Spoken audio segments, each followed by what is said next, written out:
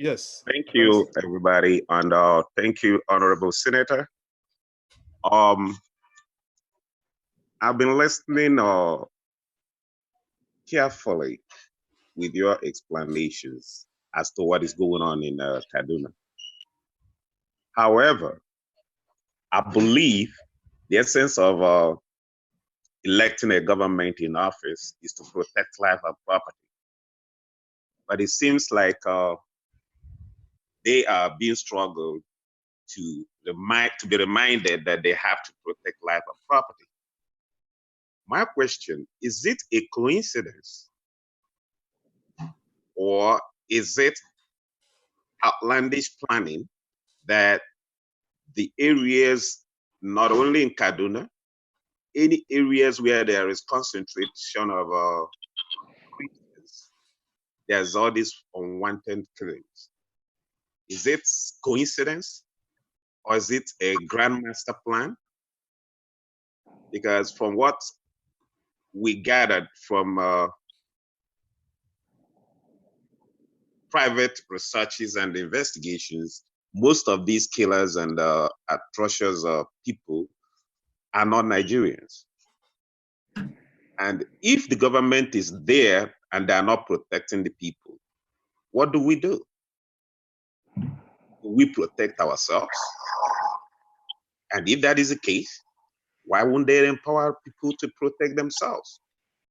Because how can somebody be walking around with AK-47 on a motorcycle and the person is seen, caught, arrested, released the next second based on a phone call from upper and above? And there are confirmations to that. So if it's not a grand master plan, why would a phone call come from a high up or a higher order to release somebody seen with AK-47? I know in Nigeria is a law that once you're seen with a gun, it's almost like a death sentence. That somebody has an assault rifle, no license, no nothing, walking down the streets and no questions asked. So that's just what my concern is. Thank you very much. Thank you very much, sir.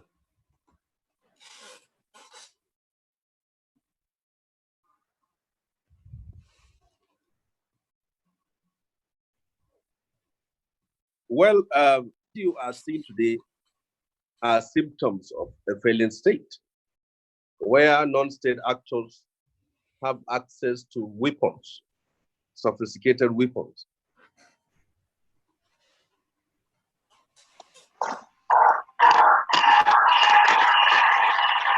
And becoming an authority, and even going to the point of taxing people, extorting villages, and even demarcating areas of authority for themselves. These are symptoms of a state that is failing.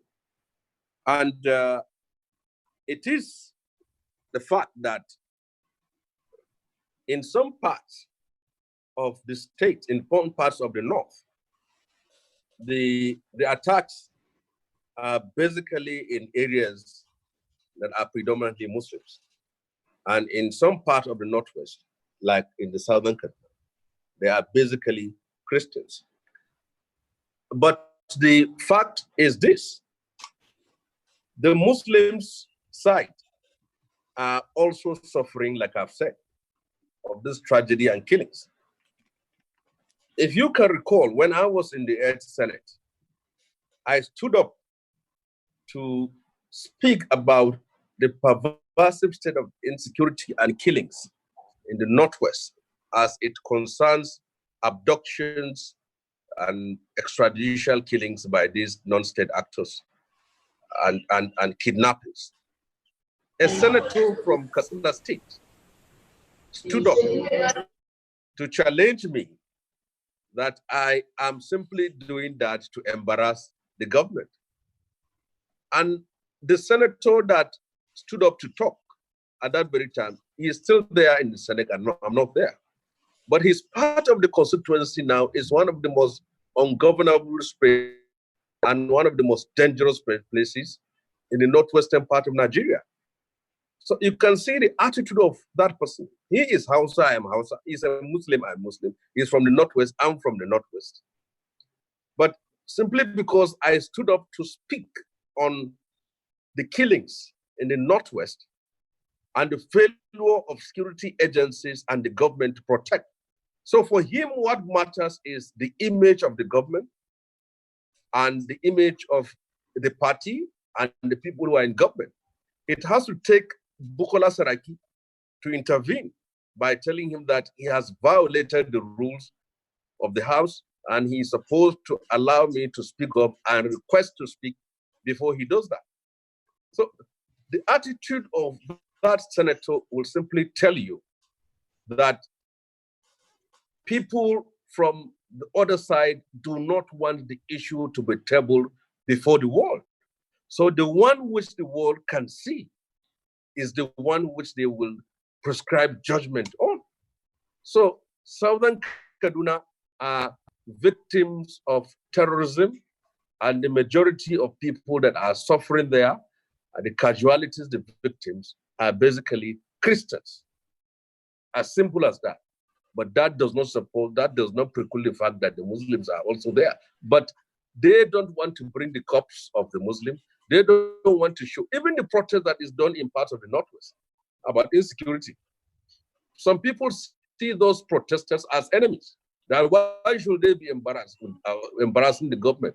Why should they be seen to be embarrassing the government?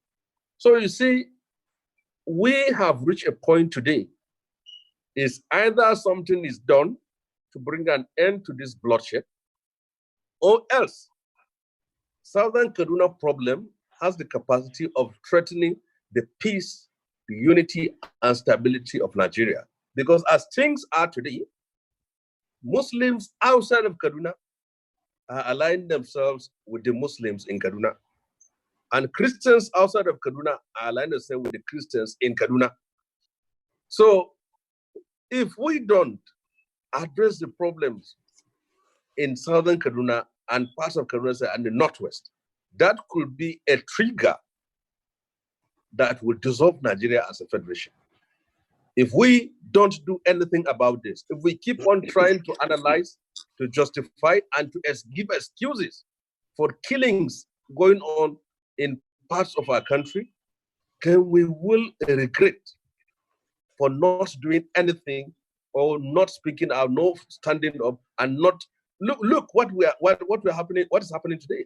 I know very well that the security agencies are some of the most heavily funded agencies of government.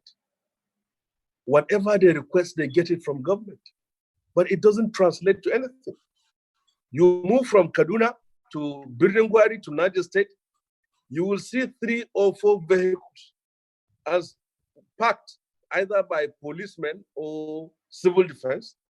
If you see how rickety those vehicles are, you will only know that even the policemen and the civil defense guys that I kept there are simply risking their lives. Sometimes they even have to run away when they see a group of 300 to 400 motorcycle, AK-47 welding armed men. They have to seek cover for themselves. This is what they can't even protect themselves. We have seen how soldiers were killed in Katsina. We have seen how soldiers were massacred in the bushes of Birningwari. And some few months ago, even those who offered themselves to be vigilantes in Niger State were all killed by the bandits and terrorists. So you can see this has reached a point, even those that are supposed to protect people are themselves exposed and vulnerable. Where will this take us to? The killings in Southern Kaduna must be brought to an end. The killings in another part of the Northwest must also be brought to an end. Why I keep on emphasizing on insecurity even when I'm in the Senate is knowing very fully well that it is about the legacy of the president, it's about the stability and peace of the country. Many of these people who are laundering the image of the president and telling him lies will not be there tomorrow when he's out of power to defend him. Nigerians are not known for standing up to protect their bosses when they're out of power. It is those that will tell the president the truth and nothing but the truth, call a spade, that are the real friends of Mr. President. Because they are giving him an impression that it is maybe a communal clash, it is about land dispute, and he goes to bed with that while his country is burning, while his country is being destroyed, while his government image and the image of the country is also being shattered. So I believe that if you are in power, you should know your legacy is not about the chief of army staff, chief of naval staff, chief of defense staff. Is not about any state governor. It is about what had happened and what you failed to do and what you did in your stewardship in office.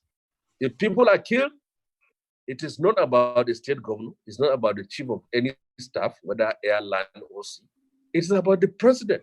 And that's why he should be concerned of what happens, because none of those persons, whether his aides, whether governors supporting him, whether his own supporters, nobody after 2023, by the time he goes back to his state or his state in Kaduna, that will come to the TV and say that I was responsible, it was not Buhari.